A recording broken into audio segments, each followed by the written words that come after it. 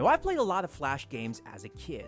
Y8 Games, Addicting Games, Newgrounds, these were top tier places to play a lot of awesome games made by amazing people around the world, and I'd often see a lot of fashion and dress up games among them. Now, I was really never into these games as a kid, and I've always dismissed them as just girly games because I may have been a kid, but I was also a man. But recently, I've noticed that the genre is slowly evolving, and so I wanted to see what's been happening in this niche space of gaming. I played about 9 different fashion games, had a great chat with another YouTuber in the space, and got to interact with the community. And there were a lot of things that surprised me and made me a little reflective. But we'll get into those. So if you're like me, just curious or skeptical about these types of games, why don't you join me and we can learn more about it together. Now, dress-up games have been around for a while, but you'd be surprised about how far it actually goes and how it was appreciated. Back in the 90s, we got what's called the Kisekai set systems, or KISS. Kisekai, or its longer name Kisekai Ningyo,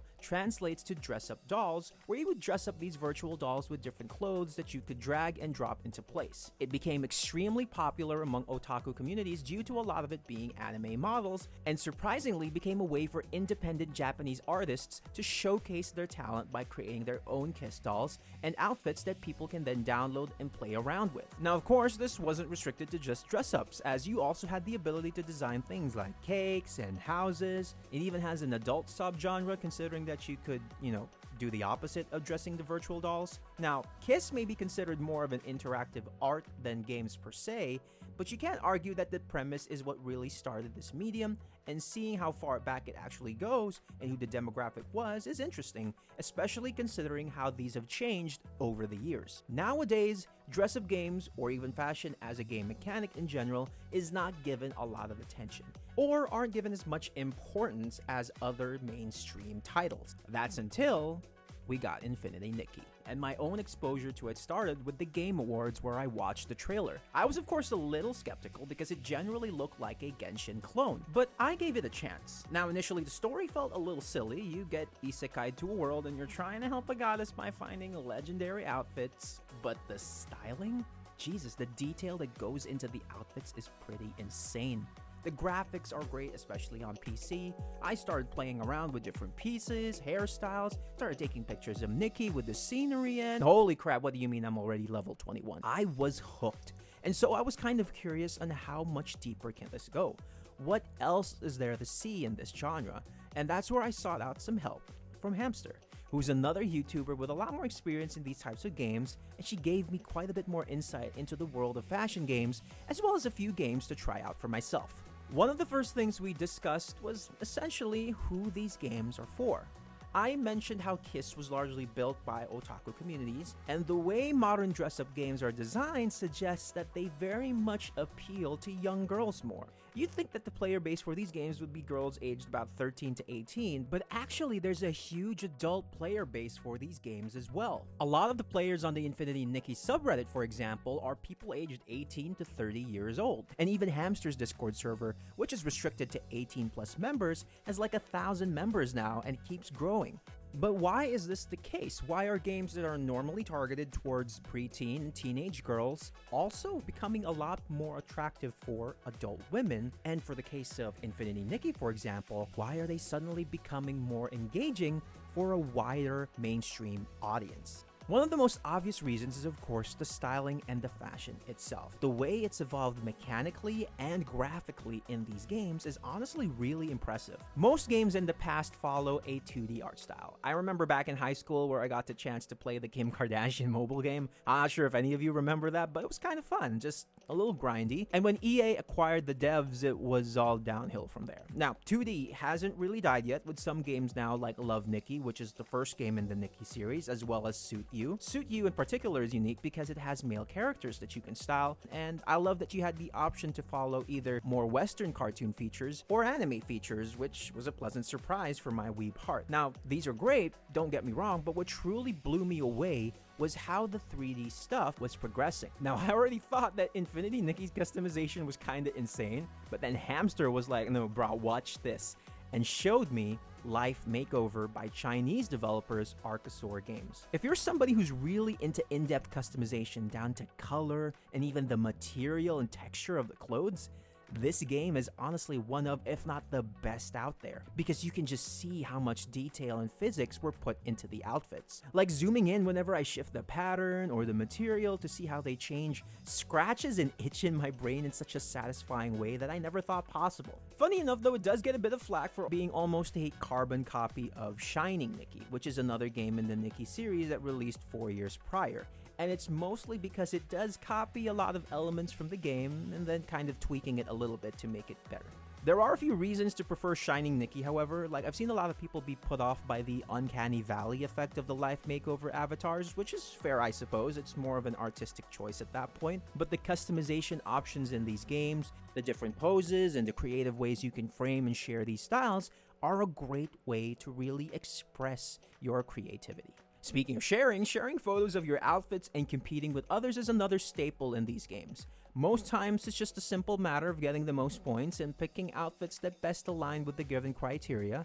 This is sort of the weakness in a lot of these games, is what ends up happening is you just throw in random pieces of clothing that have higher scores, which isn't exactly very satisfying because you sometimes look a little rough at the end. But games like Dress to Impress, for example, which is a game in Roblox of all places, is honestly a cool twist to this mechanic because you and other players are given around 5 minutes to scramble around and create an outfit that adheres best to the given theme, and people now have to vote for your outfit to win.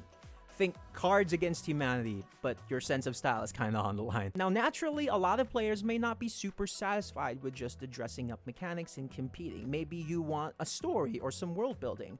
And surprisingly, these games are also really creative in how they integrate narratives and world building into the fashion elements. The Nikki series, like I mentioned, is an isekai and is able to integrate fashion in its story, as Mirrorland, the fictional world that Nikki gets sucked into every game, is a world that draws power from styling.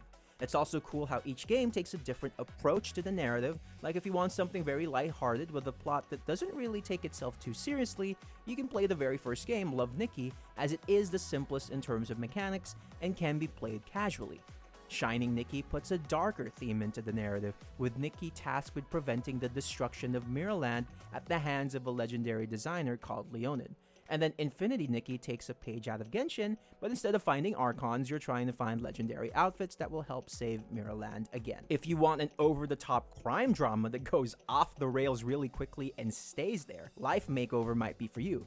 You're like a pseudo-detective with the power to kind of read people's minds and feelings through fashion, and you use that to solve literal crime and murder mysteries, which is kind of insane for a fashion game, I'm not gonna lie. Now, your appreciation for the writing in this game might vary, as some people find it kind of amusing and funny, while others find it a little bit annoying as the translation from Chinese is not super clean. My personal favorite when it comes to narrative execution, which also gives me great pain, but I'll go into that later, is from the game Time Princess. You play a girl who discovers that she can go into different parts of history through a storybook left behind by your grandmother. The outfits you wear are within context and don't feel shoehorned in sometimes, which is what I feel with some of the other fashion games like Life Makeover. And the stories, at least the ones I played, are pretty well written, with options to get ones that have more mature themes. Overall, the game's just a really good and educational drama that had me hooked. So why does it give me pain, you may ask? Well, the same thing that gives me pain for other major franchises. Greed. The monetization in the game is pretty aggressive, and it seems like the quality of the writing just got worse over time. It's also allegedly using a lot of AI-generated art in recent years, which is a huge red flag for me. So I can't, in good conscience, recommend it as a game, but I do want to see the narrative execution used more in other fashion games. So I'm hoping some other developers can kind of build on this and make it better for their own games. But aggressive monetization and shady practices aren't really unique to Time Princess, unfortunately. One major thing that you might want to consider if you're trying to explore these games is that a lot of them are live service and can be quite pushy with their monetization tactics. I'm talking about energy systems, special in-game currency to buy outfits or upgrades, and of course, gacha. I'm definitely not a gacha person, and I'm not a big fan of intense monetization, which is something I make very clear with my other videos. That said, I am personally able to enjoy these games with just the free-to-play mechanics, and the Nikki series in particular is known to be quite free-to-play friendly. But your tolerance will definitely vary. Tons of people have spent a lot of money in these games because they're very good at creating FOMO, especially for outfits that are time limited or partnered with other brands or with these insane animations and effects. I personally found the Asian made ones to be quite generous up front, with it getting more difficult to progress without special currency a little later into gameplay, whereas games like Time Princess or Suit You are a bit more aggressive early on. Dress to Impress is also largely free to play, which is ironic considering that Roblox is one of the biggest live service gaming platforms due to Robux, but that's mostly a problem for their other games that tend to be more pay to win. There are some full price games though that you can buy, but they're mostly in the Nintendo platforms and there aren't a lot of modern ones. The Style Savvy series, for example, or Style Boutique, depending on where you live, is considered the peak of console fashion games, and it's very hard to argue against this. I was skeptical because the games are like a decade old and I needed to get a DS and 3DS emulator, but they're honestly really good. The concept of running a clothing store and having to pick out clothes depending on the budget and specific preferences of customers is such an engaging gameplay loop, as solving them is really satisfying, especially once requests get more specific and then managing inventory gets a bit tougher. I found myself having a great time with Trendsetters and Styling Star, but generally they play kinda similarly with some quality of life improvements in later games, so you can definitely just jump into any of them and see which one you find more fun. It's just a shame that there hasn't really been a modern follow-up, though Fashion Dreamer is like a spiritual successor as it's made by the same creators. You can get it on the Switch and focuses a lot more on like getting followers and styling outfits with no actual narrative, so if you're okay with that, then give it a try, but as someone who needs at least an overarching story or world context in my games, it wasn't really for me.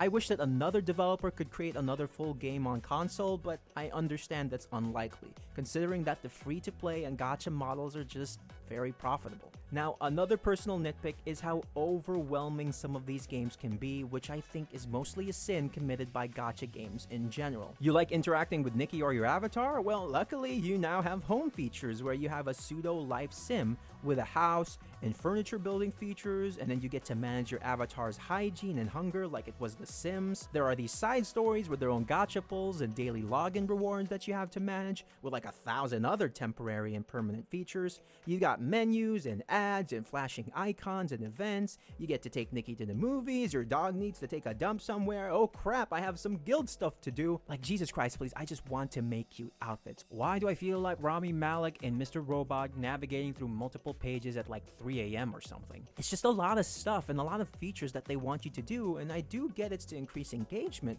but they can be really janky and too in your face sometimes, so I do feel like they're very unnecessary. Now, a lot of you might be thinking by now that these are just run-of-the-mill aspects for games. I mean, the aesthetic and graphical aspects are cool, the stories can be fun, and open world gacha isn't exactly revolutionary, but what actually makes these games really special for a lot of the players? Why care about fashion games and fashion as a game mechanic at all? Well, in real life, fashion can be a bit of a touchy subject for a lot of people, as it is one of the things that can be a source of judgment.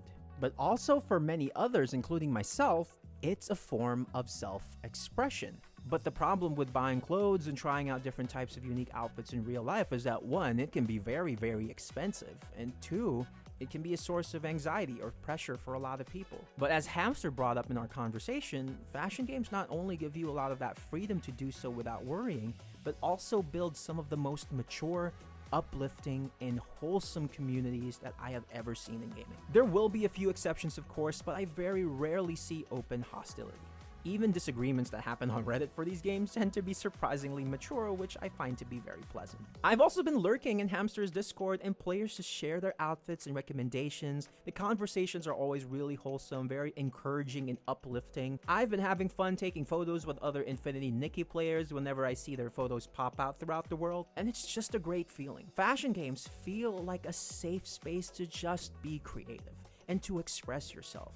It can be competitive with leaderboards and contests, but they never feel mean-spirited, which is really refreshing. And fashion isn't really just a genre that has to be separated from other games, it can also have a legitimate purpose as a game mechanic. I watched this really insightful talk by Victoria Tran, the community director for Among Us at Inner Sloth, back in 2019 when she was still working at Kit Fox Games. And she explained how fashion contributes to the gaming experience in 3 ways. 1, it allows important information about characters.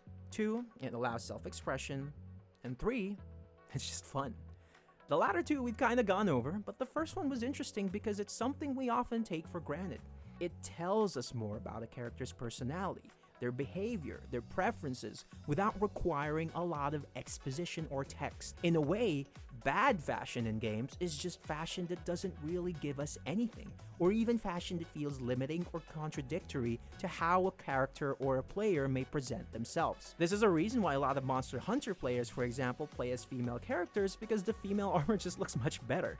And also a reason why some players may opt to play fashion games, to scratch the self-expression itch that they just can't get from regular RPGs. Overall, what I really want to say is that I got to learn a lot about why these games matter, and I only really got to scratch the surface with this video. Sure, they're not gonna be for everybody, but if you're somebody who's just curious, who's looking for a new outlet for your creativity, or you just want to style and try out nice clothes without feeling self-conscious or like you're spending too much money, then maybe give the games a try. The genre is developing rather quickly, especially with Infinity Nikki bringing it to the mainstream, and I'm really excited to see it reach newer heights and try out new ideas that will appeal to more players moving forward.